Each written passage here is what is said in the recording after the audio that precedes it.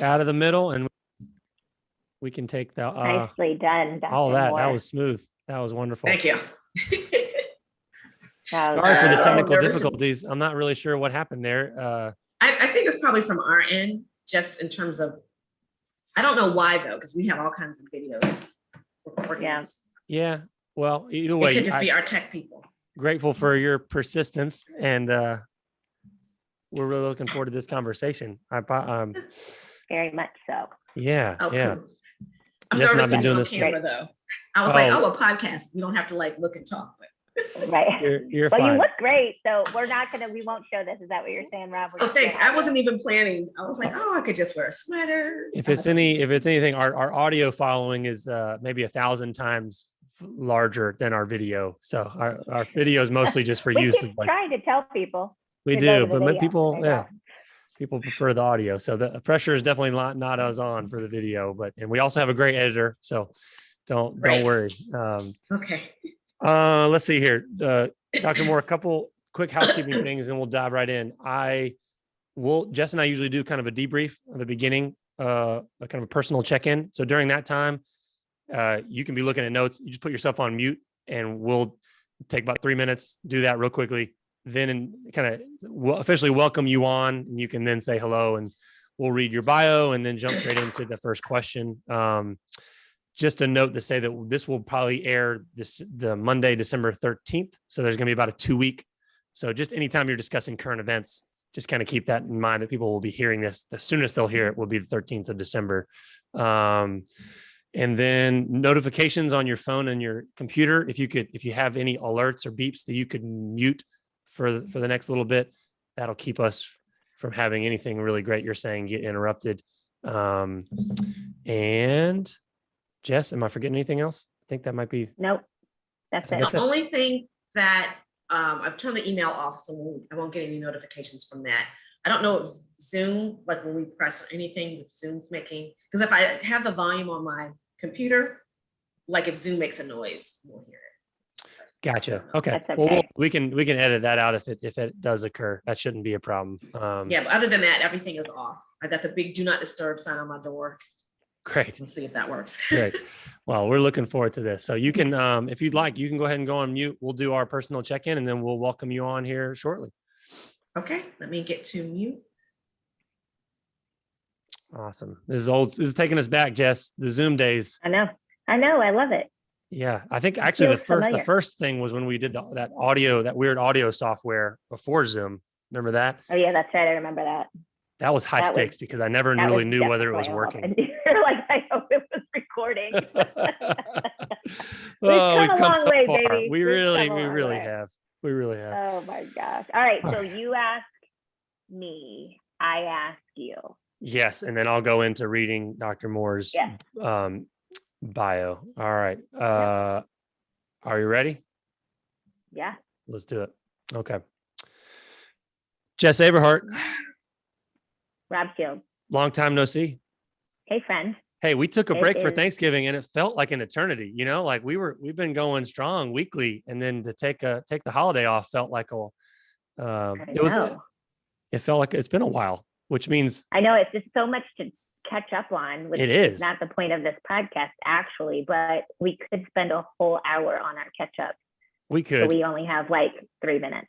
We could. So let's give me the 2-minute version of the last 2 weeks since we've talked, because it's been about that time. Catch me up on the holidays and all the things. Okay. Well, first, it's just nice to be in December. So like we're only a couple of weeks out from the new year. It feels That's crazy. good to 2021 has been a blur. I mean, exactly. We somehow made it through 21. Yeah. I guess we did. I mean, we're doing our very best. Let's see. So Thanksgiving was great. My son was home from college, and we picked out our tree this year, which I was thrilled by. Didn't you say you ordered it in the spring or something? You were on it this year.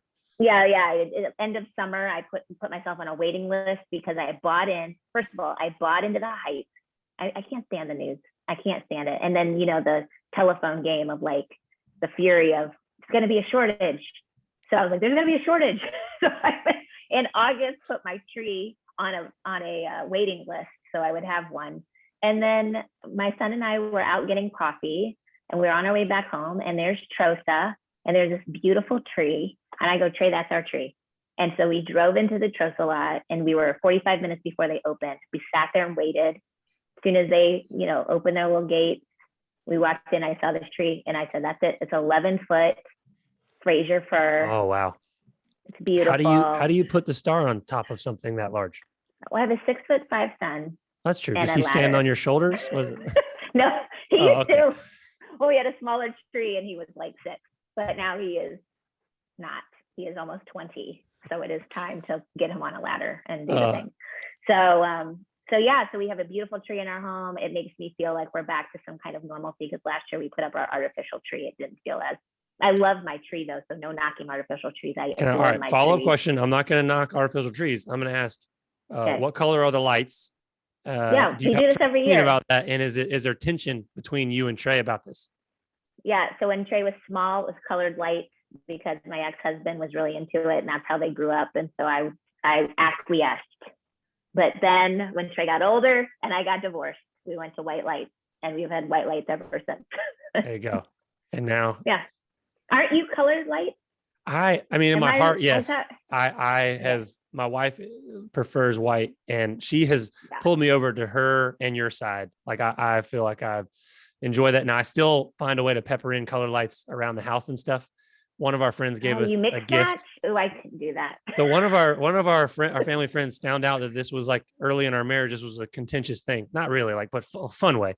And so they gave me a gift of these like really bright LED. It's just a single strand of these ones that last forever, color lights. Mm-hmm. And so it gives me a lot of joy to find every year to think about, where am I going to put these in a really, really obvious spot in the house as a way to like carve out my and annoy your wife. That would drive me crazy. Because that's the Christmas spirit, right? Just kind of sticking it to the ones you love. Yeah. Take that. Oh gosh. Well, and before we get to your couple of weeks, I want to also say, for my Michigan fans who killed the game with the Ohio State Michigan game, I am an Ohio State fan, diehard, and I was destroyed. And then I decided that this is how you restore balance in a rivalry. We've won for 9 years in a row. So Michigan can have their little win. They can take it into the holidays. Happy New Year to them, and we'll get them next year. I can relate in a little bit. Record. Yeah, we have a strong Raleigh contingent and following here, so I can relate a little bit as a UNC fan, as we lost to the Wolfpack. I've got a lot of Wolfpack family members, so I've had to just kind of be quiet on a lot of group messages in the last couple of weeks. So tough, right? Yeah, it is. It's the burden. It's the cross we bear, Jess.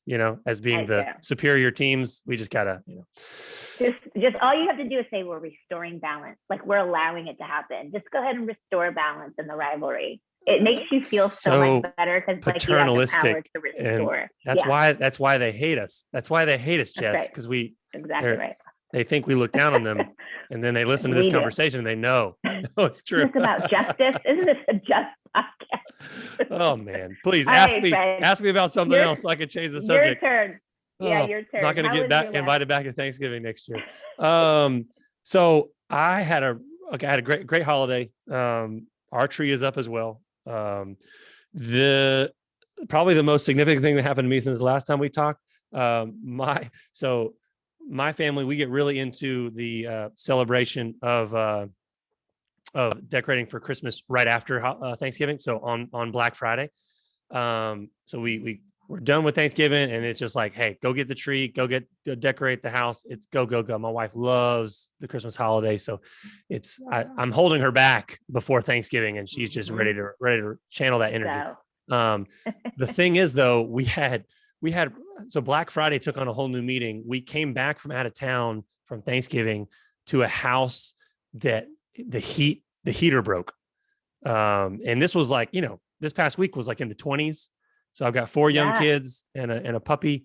The heater broke. So we're going to take a couple of days to get them out to fix it. So we're in like, the house is really super cold.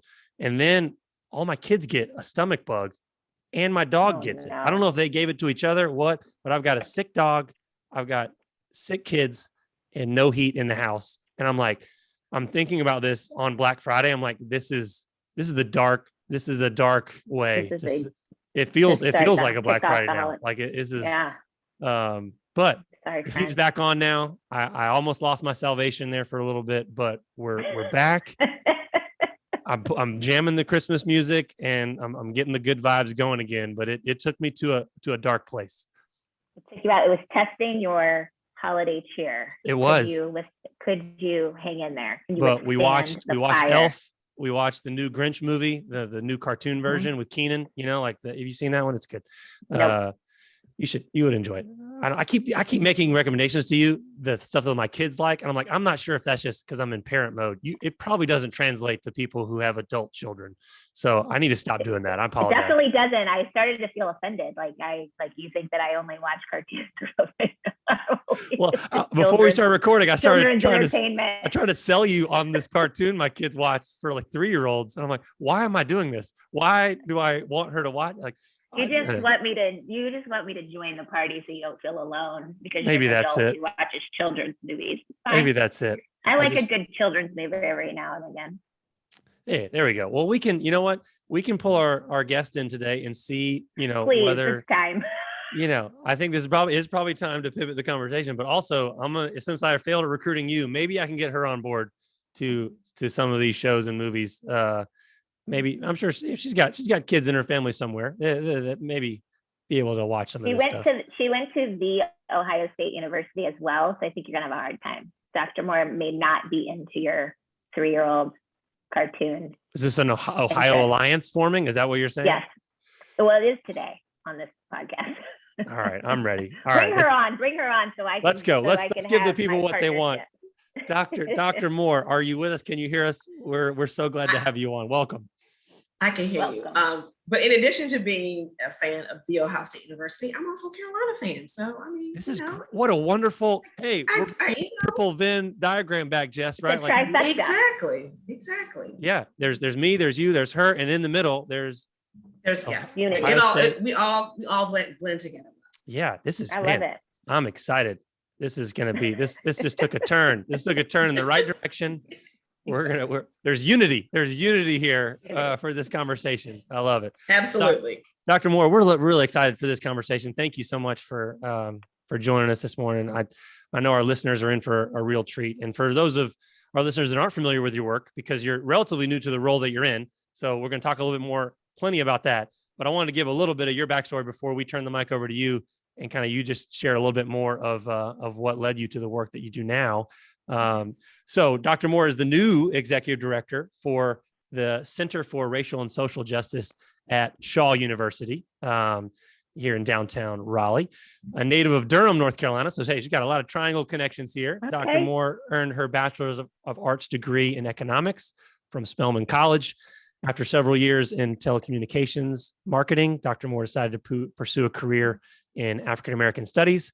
After seeing the difference that knowledge of Black history made in the students she was mentoring to pursue careers in STEM.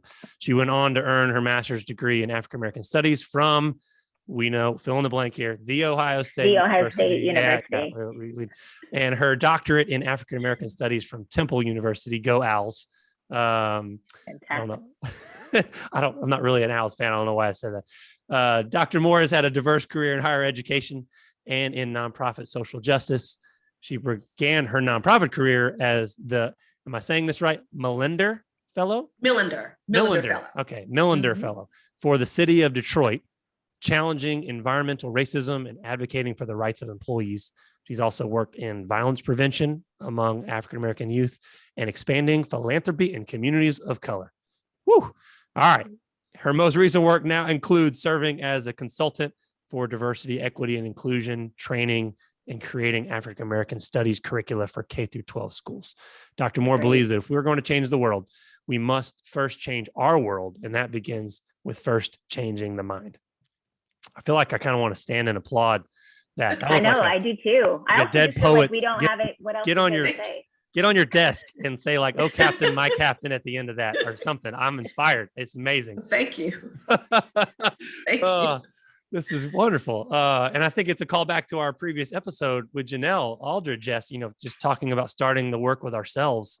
what a great follow-up to this conversation. So Dr. Moore, it's a privilege. I'm excited for a lot of, we talked about the triple Venn diagram here. I feel like this is going to be a layered conversation because we're going to start with your story, but also I feel like we're going to peel back the layer of the onion here of talking about the history of the center, the history of the community in which the center is operating, and just pulling a lot of loose threads together. Before we do that, let's just turn the microphone over to you and have you set the stage a little bit. Just tell us a bit more about what we can't learn from a bio, although, you know, we're already applauding from the bio, but tell us a little bit more about your story behind the scenes and specifically kind of what led you to become passionate about this now career path you've chosen of justice work in higher education. Well, thank you guys both for having me. And I'm over here just dying of laughter, which is y'all's conversation. So I know we have to segue to make it a little bit more serious now. But I guess I've been involved in social justice work my entire life. It just seems that, you know, I grew up here in North Carolina and I grew up under the years of Reagan and Jesse Helms. And when you grow up as an African-American in that environment, you understand how policy can really begin to affect inequality or justice.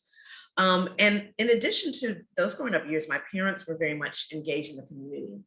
So there was never a time when being involved in the community or fighting for justice hasn't really been a part of my life. And it became much more, I guess, more pronounced in college, as I think it is for most people. At the time, Martin Luther King's birthday was not a holiday. So as college students, we were marching throughout the city of Atlanta for the King holiday. My junior year, I spent my junior year in England, in London in particular, and we were doing sit-ins of the university against apartheid in South Africa. So although it was fun, it was, you know, something that was very, very serious at the time. And so just those formative years kind of really helped set the tone. And as I matured through college, really, you know, began to consider graduate school, you know, one of the things that I kind of thought about were, you know, what are the ways in which we make a difference? And these are the things that you kind of really pick up in college. One, you have the public policy approach where you're looking at how you can affect policy. And most of us do that through voting, as well as through civic engagement. That's another way in which people get involved. And I think for me, initially, my goal was to do more grassroots nonprofit work.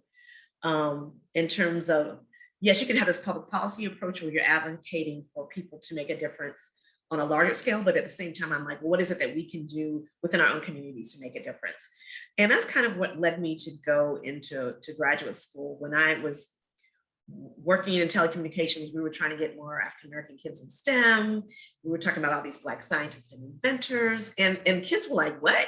Black people can invent things? You know, Lewis Latimer with the light bulb, and we had all kind of fun stuff. We talked to kids and told them that if you were the kind of kid that took apart a radio or a VCR, that's how old we are, that you're an engineer. You know, a lot of times kids get in trouble for doing that kind of work, but you're naturally curious. And if you have that ability to kind of tear things apart and figure out how they work, that's the mentality of an engineer. And these young people really never thought of themselves that way. So when you open up that kind of avenue of thinking about who you can be, that's kind of really what pushed me into graduate school. And initially, like many people, I wanted to start my own nonprofit, but really graduate school really prepares you to be an educator. I really hadn't thought about being a college professor, but I found that as a college professor, you're actually doing that social justice and racial justice work because you're educating the next generation of leadership. And it was something I really, really enjoyed, but the desire for that engagement with the community never really went away. And, you know, as you talked about when you did my bio, some of the different work that I've done in terms of grassroots, those are professional careers, not to mention all the different, you know, volunteerism that I've done. And so when I found this position at Shaw, it was, you know, almost, you know, fortuitous. It kind of ties into everything that I've ever done, as well as it brought me back home to North Carolina. And it's just really interesting. I told my sister, I was like, I've traveled all over this country and looked all over for doing this type of work, and who knew that it was in my backyard the whole time. And it's not just Shaw, but within the Triangle area, you find that there's a great deal of activism and engagement around community issues. And it's really refreshing to see an area of the country that really is focused on that. I've lived in places where engagement in the community and trying to address community problems is not really a focus of the community. So, you know, those of us who grew up in the Triangle, we really take it for granted. But trust me, if you leave Raleigh, Durham, Chapel Hill, and you go to other places in this country to live, you find that the rest of the country is very, very different. And I'm really blessed and happy to be back in the area. Well, we're glad to have you. And sounds like this is perfectly suited for you, and we're lucky that you found your way back to the Triangle. So let's talk about where you landed. Shaw University is storied. It is a storied university, and it is trailblazing in many ways. A lot of people don't know that history. I don't, unless you're in a room where you get the opportunity and the luxury to sit at the feet of someone who knows sort of that background. Oftentimes we don't hear it. So I'd love for you, before we kind of dive into what your work is now with the center, why don't you talk about where the center is placed at Shaw University? Just give us a little bit of that legacy, a little bit of that background so that folks can get anchored in your work. Okay, thank you. Well, Shaw University, we have a history of HBCUs that are lauded, and Shaw is certainly one of them. It's the oldest HBCU in the South. It's the oldest HBCU in the state of North Carolina. It's the first HBCU to admit women to have a co-educational experience, and it was co-educational from the very beginning. It has one of the very first medical schools in the United States, not just Black medical schools, but one of the first medical schools in the United States. It was actually the first medical school to award a 4-year medical degree. I think Harvard, I'm not sure if it was Harvard, may have been the first. I'm not sure if it's Harvard. One of the, or maybe Yale, is the oldest medical school in the country, but we were the first to have a 4-year medical degree. In addition to that, we had a law school, we have had a pharmacy school. And these are things that were going on in the 1880s. This is before the term, this is in the 19th century. Right. And some of the people that we've educated have gone on to do great things. Many HBCU college presidents came through Shaw. Reverend C.T. Vivian, who was a very prominent leader in the civil rights movement, attended Shaw. Congressman Reverend Adam Clayton Powell Jr. attended Shaw Divinity School, and I failed to mention, of course, the Divinity School. Our Divinity School is one of the leading divinity schools in the country, and it's been consistently educating community leaders for a great many years. And to go back to the medical school, one of the first graduates of medical school was a gentleman by the name of Erin Moore, Dr. Erin Moore, A-A-R-O-N. And he actually was Durham's first African-American doctor. And he was actually one of the founders of North Carolina Mutual Life Insurance Company. That's a company that my father used to work for. So it's just this whole full circle, at least in terms of not only my experience, but just in terms of the contributions that Shaw has made, not only to North Carolina, but to the country at large. So my office, the Center for Racial and Social Justice, is housed in Leonard Hall, which was the first medical school. Is also the place where our School of Divinity is located. So this building is a historic landmark. It's the same building that was here when the medical school started, I believe, in 1886. So Shaw has a tremendous legacy, and we're building on that legacy. That's awesome. Thank you. Yeah, that history, I mean, it's so rich, and it's such a powerful linkage to the past, with that backdrop to, really shaping and pointing you forward for this work. And it feels like it's almost like a compass that is continuing to point you in this direction of just shaping Shaw University itself. And then obviously in a microcosm of a way, this new center that is relatively, with such a long history, the center is pretty much brand new, right? With you being the first acting director. So would love for you just to tell us a little bit more about that origin story. So we talked about your origin story, talked about Shaw's. Now we're going to hit the other circle on the Venn diagram here, the triple Venn in present day. Just walk us through the creation of the center, because you have this long, rich history, and yet you're not just coasting off of that. You're pressing forward. You're trying to say, what can we do today to influence and shape tomorrow? Would love to hear you speak a little bit about why this particular approach and why now, and even just what's in the name, right? Like you chose these, I'm imagining there's a lot of intentionality in choosing these words. People have to be very careful with words in the last 18 months.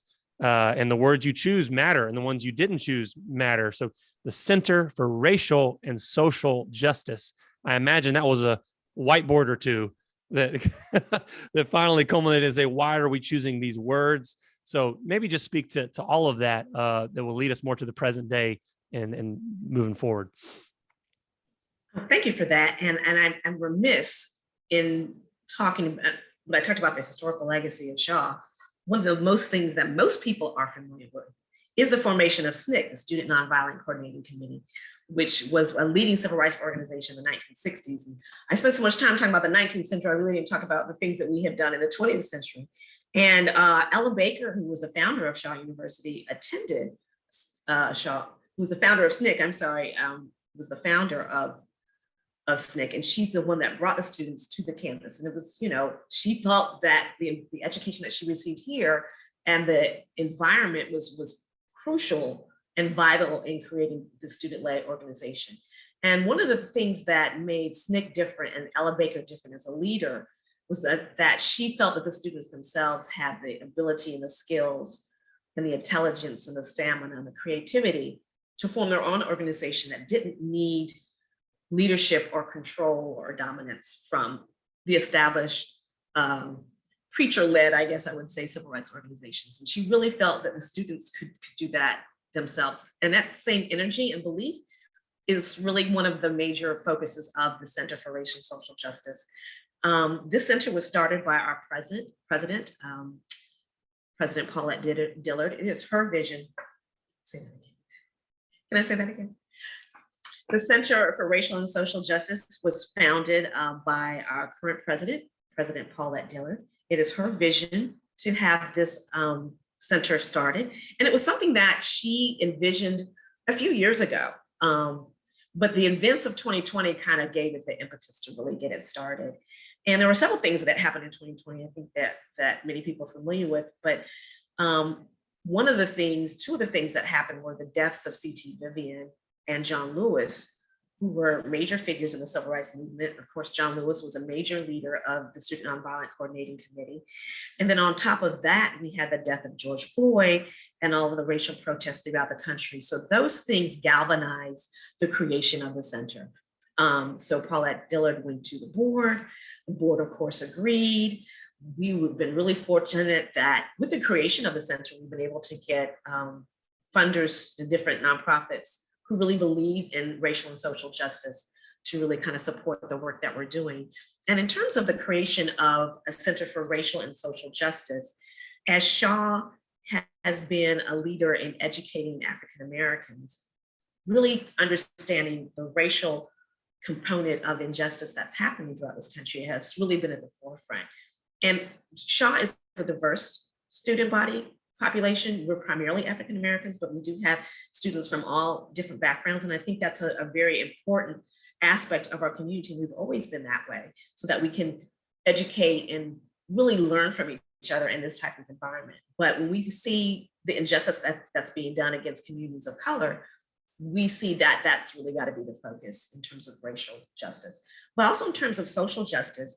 We wanted to move beyond just protesting in the street. There's so many facets of social justice that we need to look at. We need to look at what's happening in terms of environmental injustice or environmental racism, as many of us call it. What's happening economically and what's happening with housing and gentrification, what's happening in the criminal justice system. So there's so many different areas and avenues. And I know when I came to this position, I had all the different things that I wanted to do and what the president wants to do and other leaders throughout the campus want to do. But one of the things that we do want to focus on is having students kind of guide us in the direction that they think is important. What's really the urgent issues that this generation's feeling? With SNCC in the 1960s, Ella Baker allowed those students to say, okay, these are the things that we're focused on, and this is the approach that we're going to take. So for example, voting was the big issue. They said, we're going to go to Mississippi, one of the most difficult places in this country, and register people to vote. That was student-led, that was a student initiative. And what we want our students to do, one of the things we have to do, first of all, is kind of educate them on social justice, because we assume that students know that, and then we're finding that they really don't know the history of social justice work in this country, not only as it's confronted African Americans, but the Native community, Latino community, the women's rights. You know, I told my students that in the 1960s and 70s, a woman couldn't open up a credit card without her husband or her father. So there's so many different avenues in which we can look at social justice.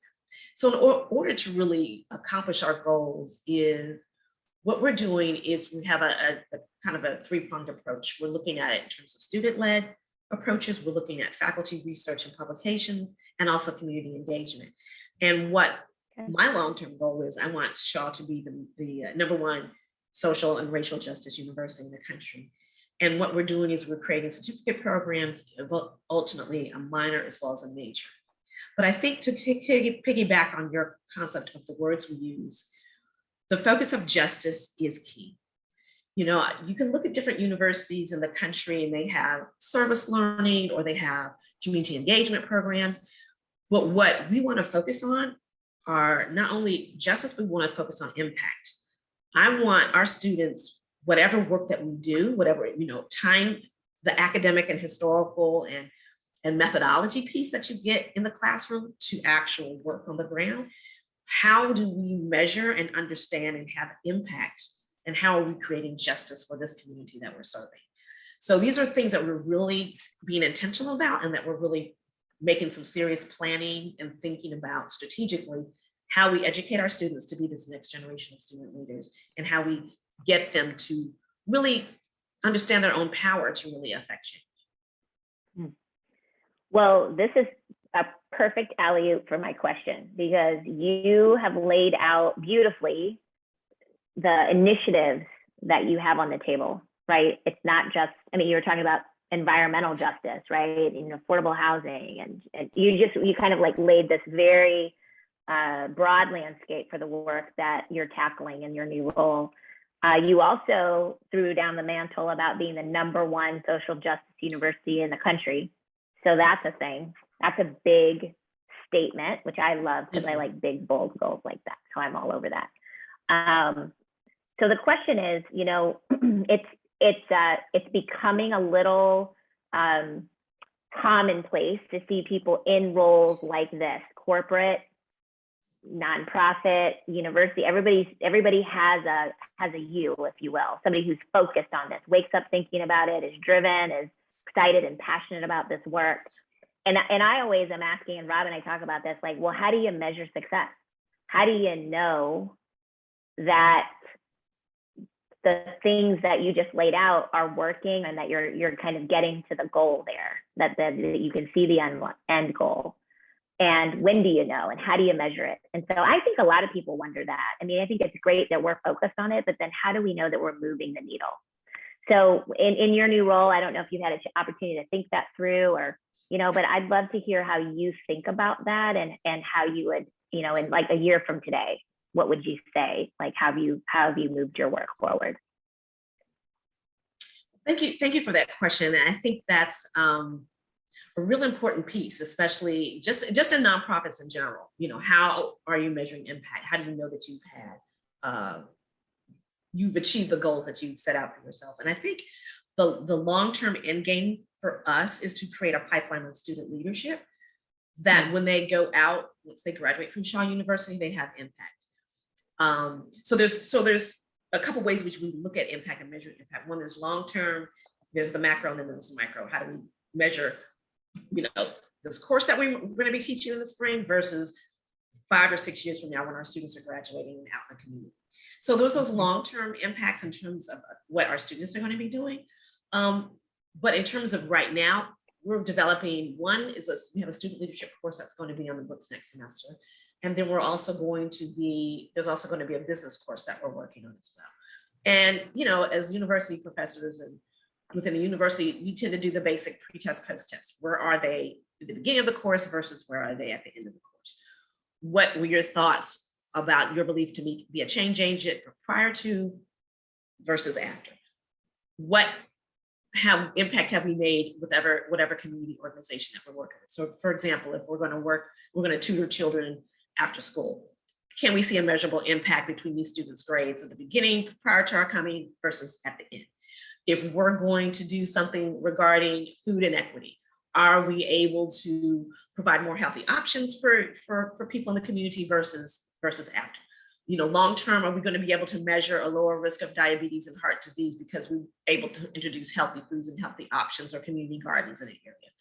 If we're going to address gentrification, what sorts of policies are we going to maybe advocate to city council? We're downtown Raleigh, we've got city council, we've got state government right down the street. Are we able to lobby and advocate for a particular law or a particular bill that through our work and through letter writing campaigns, we're able to get legislatures to make a change in that particular area? If we're looking at criminal justice reform, Shaw has a program where we're trying to help people who've been released get an education. What can we do to facilitate that process? These young men and women who are coming out of the criminal justice system through participating in Shaw's programs, are they able to get a job and become contributing members to society? So I think the measurement's going to depend on the programs that we do. In addition to our student focus, we're engaging, we're beginning the process of student faculty research grants. So we have the applications. Yesterday was the last day for the faculty to turn in their applications, and all of this research has to be tied to social justice. All of the research has to have student participation and engagement. Part of the research application is what's going to be the end result at the end of this research process, when you finish this project, what's the impact going to be? So the faculty members have said, this is the impact that we envision. And we've gotten a lot of great deal of very interesting and very engaging applications from our faculty. And then at the end of that, the faculty will present at Shaw University or just conferences. We want to publish the research that the faculty are doing. So there's all different ways in which we're going to see impact. And a year from now, I would like to have at least the certificate program beginning. And the certificate program is not only going to be for students. We're also in discussions of having a certificate program for people in the community to come in and get certificates in racial and social justice, that they can go back to their nonprofits. They can go back in terms of, the work that they're doing, or even at their corporate job, and having an impact within, their own particular churches or community organizations that they're a part of. And one of the things that we want to do to really have strategic impact is not only discuss the programmatic piece of a certificate program, but also the management side. Because we find in nonprofits, a lot of people have great ideas. Oh, I want to help young kids. I want to help the girls. But what's the management piece? How are you going to manage your budgets? All of those things that major funders are going to look at, we find that people with great ideas really just don't have. So we want to be able to provide some tangible, transferable skills with our certificate program as well. So there's just a whole different way of, we see impact with this organization. Yeah, that's great. Thank you for that. It's very layered, and short-term, long-term thinking, which I think is really important, because this is a long game, right? But there's Absolutely. Immediate, right now, in the moment, ways in which you can make change, right? And over time, that impact is great. So I love the way you're thinking about this. Thank you for that. Appreciate it. Thank you. And when we talk to organizational leaders, Jess, over the years of doing this, you're not building this on your own back, Dr. Moore. You could easily come in and pick one of those many issues and say, we're going to do this, and probably implement things in a short term where you have tangible results. But is that sustainable in the long term? You've decided to play the long game and let this be student driven, which is the spirit of Shaw's legacy, because the students chose to go to Mississippi and say, we're going to go lobby for voting rights. And that's what you're doing this again, to say, we're going to let this be student driven. I could probably press the gas as an individual and drive my car, but I'm trying to mobilize an army here of people who are going to have an impact far greater than anything I could do alone. And I think that's really, I think you are setting the table for long-term change in a way that, is going to outlive even yourself, as any good leader, I think, does, right? They don't build something where if you remove the head, everything just falls away. And kind of on that, Exactly. in the spirit of that question or that comment, I guess, knowing that this is no one person can do this alone. Our theme this year has been around this concept of fusion friendships, meaning the relationships that are formed around common passions across lines of difference. So people coming from different backgrounds, but have a common purpose that really they can build that relationship on. I'd love for our listeners to hear, just for you personally, obviously there's going to be a lot of professional coalition building in your work to be able to put out change, at least from an advocacy standpoint, right? But even just from a personal side for a minute, what fusion friendship kind of rises to the top for you that has been especially impactful for how you see the world today and how you move in the role that you now find yourself? Well, it's kind of interesting because how we look at that concept of fusion friendships, I can look at it two ways. One of my best friends is head of the civil division of Legal Aid Society in New York City. And she certainly took the public policy route. And I was like, oh, you're not gonna be able to make change in policy and, advocating and fighting for change. And quite frankly, the exact opposite is true. One of the things that the Legal Aid Society has done in New York City was advocate for tenant reform, especially, even prior to the pandemic, helping people make sure that they have their rights in terms of evictions. Evictions are not very easy to happen in New York, and the tenants have certain rights. So having her as a back and forth, her name is Adrienne Holder, has been very instrumental in terms of how you really impact change. And our friendship for the last several years has really impacted how I see the world and see change. But when I think about fusion friendships or people that we're different from, I've been fortunate in the sense that I've worked in very diverse communities with people who've had different backgrounds, but especially my nonprofit work and education work, you find that you're working with people who at least have the same goal, even if you're from a different backgrounds and different environments. So the goal is educating these children. The goal is the project that we're working on to try to affect change. But if I think about people that I completely were different from, at least ideologically and politically, and I've been thinking a lot about this, is one of my first bosses. I don't know if I could put his full name, but my first boss, David, we were in telecommunications, and he was, I guess I can say he was a very strong Republican, very, I wouldn't say he was ultra conservative, but we were very, very different in terms of how we thought about the world. But he was so respectful and so open and willing to listen.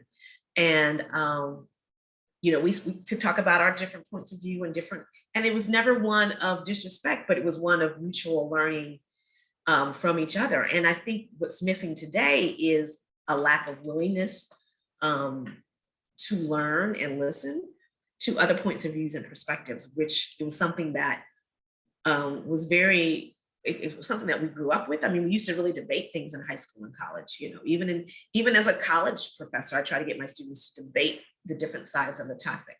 And I think, and even I've taught primarily HBCUs, you find that we're not a monolith. We have different political and social and economic backgrounds and experiences, and the students bring that to the table as well. And you have to kind of navigate having conversations about really sensitive conversations with an expectation of respect. And I think that's something that's missing right now, is that respect as well as that ability to listen. I think it's all about being loud and being heard and just being, over talking people. If we just finished in the city of Raleigh, the Courageous Community Conversations, that was a partnership with the city of Raleigh and Shaw University. And the project began before I arrived, but it began with a survey to the citizens of Raleigh. What is it that you think? We engage in conversations around a variety of topics. We're finishing up the report now. And the one thing that you find is the importance of listening to other perspectives and points of view. We even have people who said that this is really not important. I don't really think that this is a major issue. And I think, and it was something that we talked about, and I'm not really sure if it's something that we might be able to do, but we've talked about doing courageous community conversations with other university campuses with our students to kind of talk about these issues in terms of race and social justice, in terms of how do we find common ground in this country. And I think, the whole idea of a fusion friendship is laudable. And I think it was something that perhaps was possible a few years ago, but I don't know if people are willing to listen to people who have different points of views and perspectives, if there's a willingness to learn from other folks. I see what's happening in terms of school board meetings, and everybody's just yelling and screaming and carrying on. And we would love to do a critical race theory forum with legislatures who are considering anti-CRT, what they call CRT legislation. I'd love to have those meetings with parents who are concerned and what they're concerns about, but it would have to be from a position of respect and a willingness to listen to both sides, as opposed to just yelling to make your point. So that's what's really missing. If we'd like to have fusion friendships where people from different spectrums, and even, on the job, I work with, I was the only African-American female in a group of 8 cisgendered white males. I never had a problem. They never treated me with any type of disrespect or felt that I couldn't do the job. And we could talk about and laugh about and joke about a variety of things. And it was never, and I don't know, maybe those were the golden days of racial relationships and that we pine for and that we miss. But even having done diversity, equity, inclusion work, consulting work for schools and corporations and businesses, one, it takes leadership to really appreciate the need for that. And I think people who are not privy to be people who haven't really experienced injustice, I think in America, because we're taught that we're such a great, awesome, unique country, there's an inability to look at our faults. And so when people say, you know what, there's a problem here with our country, nobody wants to deal with that. They're like, oh, you're just making that up. That's not real. That's not the great America that I know. And there's got to be a willingness to say, there's parts of America that aren't so great, and what can we do to make it better? And any student of history can show you that once the rights and lived experiences for people of color and women, the disabled, are met, life gets better for everyone. If you only think that life is good for one segment of the population, then everybody suffers. This country suffers, economically. We're losing our standing in the world right now as we speak. We're losing our standing as the beacon of democracy. We're losing our standing of what this diverse planet can represent in terms of, human relationships. So it would be great if we could have more fusion friendships. And I've tried to locate my former boss because I'd love to just talk to him and just, touch base on, why are you so special and so unique? And why can't more people be like you? I understand the need to be a conservative economically and socially and politically. I understand that. I don't understand the need to be mean about it. And I don't understand the need to be vicious about it. And I think what's different now is a certain gleefulness and joy of being mean to other people. And that's ultimately what has to change, this desire to be mean, because it's fun to be mean. It's a bullying mentality that has taken hold of this country. So I relish, and I'm happy that I've had those experiences with people of diverse backgrounds. Not only did I have it in my work experience, but I've had it, I studied at the London School of Economics, where everybody there is from all over the world. And it's an important experience. These are important things in order for this world and this country to move forward. The understanding and respect of other people's experiences, lived experiences, and recognizing that the work that you do to make this person's life better is ultimately going to make your life better. Yeah, that is such a fascinating juxtaposition, and I'm sure that smarter people than myself, probably like yourself and others in higher education, will be doing studies upon studies upon studies for a very long time about really the sociological moment that we find ourselves in, and how the human mind is motivated, how the human heart is motivated. How do you get, we talked about in our last guest talked about kind of how do you inspire both of those to work in alignment towards change, and how critical listening truly is. Not listening, waiting your turn to speak, but listening actually to understand, which is a very different definition for listening that I know I'm very guilty of many, many times. I'm like, I'll not be opening my mouth right now, but I'm just waiting my turn. My heart and mind are closed. I just think what I have to say is more important than what you have to say, and I'm not open. But I want you to be open, but I'm not open, right? Exactly. And I think that when I'm hearing you talk about this, it's this juxtaposition between, like you're saying, the vitriol and there is a time and there's a place for just anger, right? But I think we have to be careful that we're channeling it in ways that are actually productive. And I know that the social media era that we find ourselves in, it can feel so good to aim an angry tweet out to really no one in particular. And it takes a lot of energy to do that. But what impact is that actually having? Who's listening to that? Arguably, that's really cheap impact because it's easy to type that up. It's not really to anybody in particular. And then you're withdrawing versus what's much harder to do is what you're talking about, which is I'm going to lean in. I'm going to actually sit across the table from somebody, a person, kind of recognize their humanity. I'm going to do them the service of actually listening to their opinion and dare to potentially form a friendship where we could find some common ground and actually get some work done. But it's going to take a different posture. And I think that I'm not saying that all, like, it's almost like you were saying earlier of you were kind of throwing shade a little bit at your colleagues saying, oh, you're going to go do this and this. You can't affect change there. I'm not saying that platforms or, advocacy, there is a time and place for that. But I almost feel like people are choosing one extreme or the other when really you got to see the validity of people have an opportunity to have a large following in the spotlight. You should use that voice if you got a large following of people that you can change hearts and minds. But also, if you don't have that, you got to lean in outside of the spotlight, in the shadow, behind the curtain with your net, because everybody has people that they can influence change with. But are you going to be willing to do the work of investing in those relationships? Because I almost hear you lamenting that in your answer, that there aren't enough fusion friendships. There aren't enough people that are doing that work. And I haven't worked in corporate America in quite some time, and just thinking about, some of the DEI projects that people are looking at, they want people to take, anti-bias training. And sometimes people just do it, it's an online thing and they'll just check it off.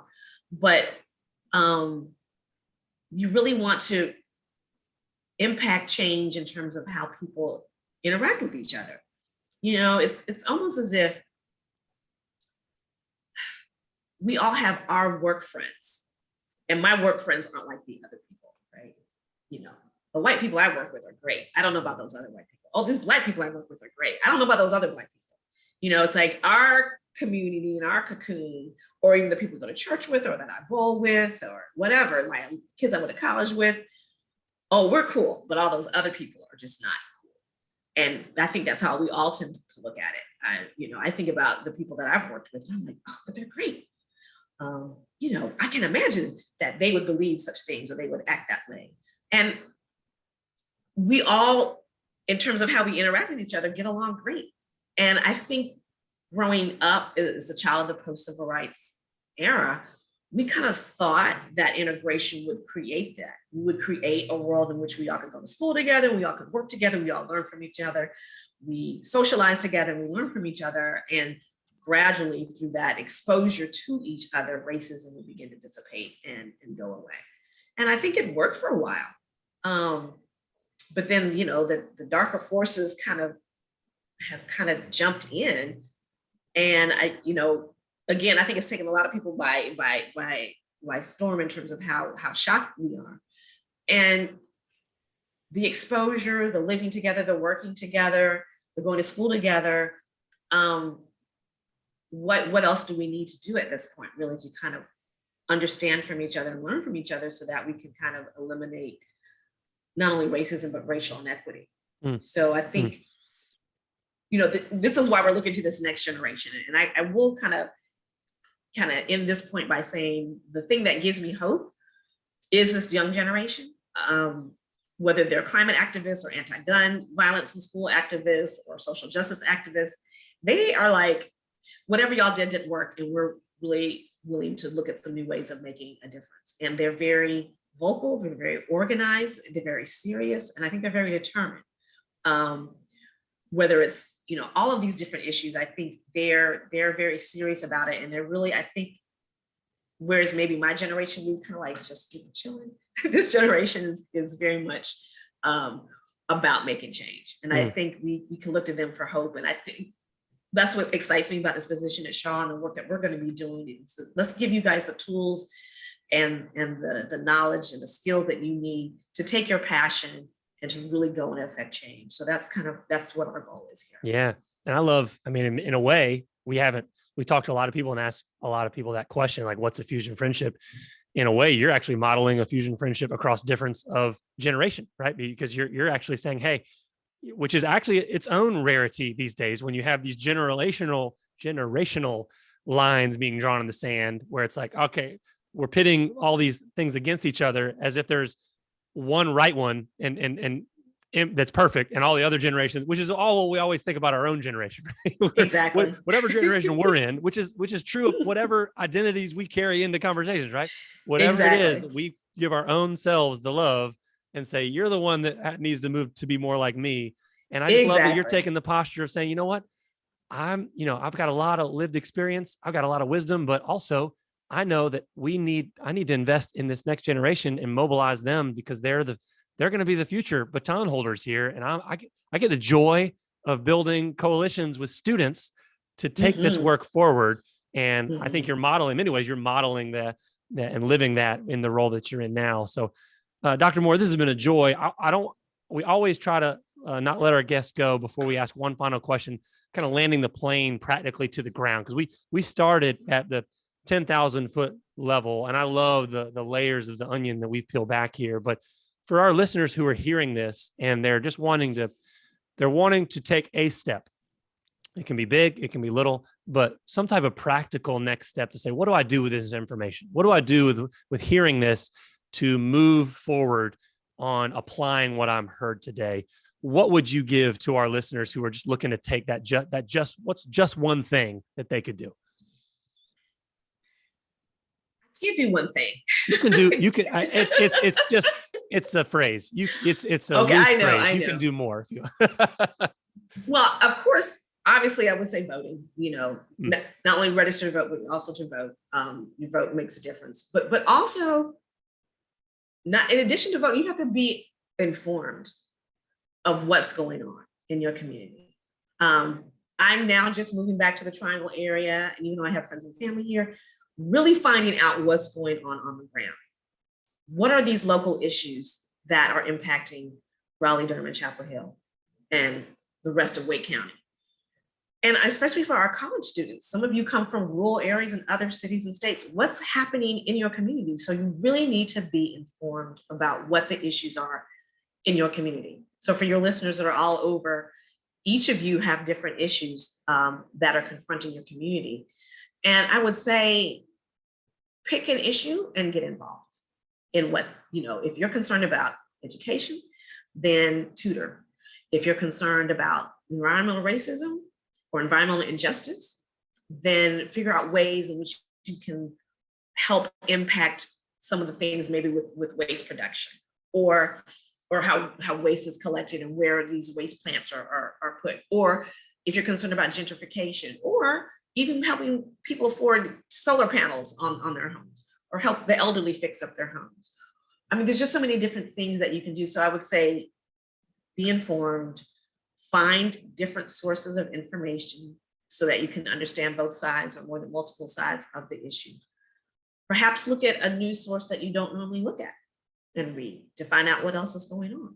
It used to be, we had my father's a former journalist. We got every Sunday, we got newspapers from all over the country. So I'm used to reading news from all over the country, and you find that there's different perspectives and different points of view in certain stories or things that are happening nationally as well as regionally. And that kind of gives you a world view of everything that's happening. So I would tell people, really find out what's going on in your community and verify your sources. Don't let I would say, I don't, because I come from my background, I don't understand how people get their news from social media. I don't understand that at all. So I know that that's what people do, but go to the news sources and sites themselves. As a former professor, we used to have to tell our students, when you're doing your research, you've got to evaluate your sources. Is this a good source? Is it not a good source? Are you getting it from the Journal of Higher Ed? Or are you getting it from People Magazine? Not saying that People Magazine is not a good source, but in terms of scholarship and research, I don't know if I want my students to quote something from People magazine. Maybe I would need to have a look at other news sources to find out what happened with the story, what happened. And I hope the people from People magazine don't call me. I don't mean that to be slight, but in terms of academic research, we want our students to use academic sources. But it's the same thing right now in terms of the things that are happening in the public. I would say that perhaps if you're trying to find out what's happening with a celebrity, that maybe People magazine is a valid source. It may be more of a valid source than what somebody put on social media. So you've got to really evaluate what's happening and weigh for yourself and really kind of pay attention to the other point of view and perspective and say, I never thought of it that way. And then once you evaluate that source, you can move from that. Dr. Moore, how can people follow the center's work? I know you mentioned having courageous conversations where you're really listening to the community as you listen to the voices of your students. If people are wanting to lean in and maybe add the center as one of their sources for thoughtfulness on these issues, what ways can people track you online? I know that you mentioned, social media isn't the only place, but if there is, where are you present in the World Wide Web? If people are even still using that phrase, I may have dated myself a little bit there, but how can people find out about the center and track your work? Well, we do have our website, which is www.crsj.org, which is the Center for Racial and Social Justice.org. We tend to write blog posts in response to things that are happening currently. I'm in the process of hiring someone that will be managing our social media as well. We do have a Twitter account. We have Twitter, and we also have a Facebook account. And I have to be honest with you, because of all the amount of work that we have done, I have not been as active on social media as I should be. But we also have people that are signing up for our newsletter, and we're in the process of getting our newsletter produced as well, so that people can kind of find out and maintain, a following in terms of some of the work that we're doing. And I have to say, in addition to the vision that we've talked about, we have been really, really, really busy with so many different community projects that I really haven't had the chance to really kind of talk about that the center has been involved in. But most of those things are on the website. We've got to do some work to kind of constantly keep people up to date, because I'm like, well, they don't even know about this. We've done that. So even though I'm new into the role since July, the center was managed by two of our deans, Dean Johnny Hill, formerly of the Divinity School, and Dean Valerie Ann Johnson of the School of Arts, Sciences, and Humanities. So they did phenomenal work in terms of getting the center off the ground and getting, as many of these projects up and running. And I will say too, that we've got a lot of requests for community partnerships. And it's really refreshing to see so many people want to get involved in social justice, as you all spoke about earlier, that many people are engaged and wanting to do this work. So we're evaluating all those different partnerships, trying to figure out, our capacity to really impact change, and whether those things will be able to actually to move forward. But there's a lot of stuff that we've been doing, and I'm very pleased with the work of the center. I'm pleased with the support that we've had from the rest of Shaw community. Other departments here have been instrumental in its success. So I may be the face of the center, but trust me, every department, student leadership, the students as well, everyone has really been involved and supportive of the work that we're doing. So even though you see my face, please know that everyone here at Shaw University is really supporting the work at the center, and we have the full support. And we're really excited about some of the things that we're going to be doing in 2022. We're looking forward to really, really planting our feet in having the city and community of Raleigh and Wake County kind of see the work that we're doing. Dr. Moore, thank you. Thank you so much for taking the time to be with us today. We're looking forward to seeing this vision unfold, and as you continue to push this really powerful and impactful legacy forward for Shaw University, as you have set the tone, for the South and beyond. We know that those are big shoes to fill, but you also stand on the shoulders of giants in many ways. Absolutely. Such a powerful legacy. So I personally am looking forward to continuing to follow you and your newsletter and just the work that you're doing, and as you advocate on so many fronts in our community. So grateful for you and the work that you're doing. Thank you for being a part of the Just Podcast. Thank you. Thank you so much. And I appreciate the opportunity to share with you guys. Have a great day. All right.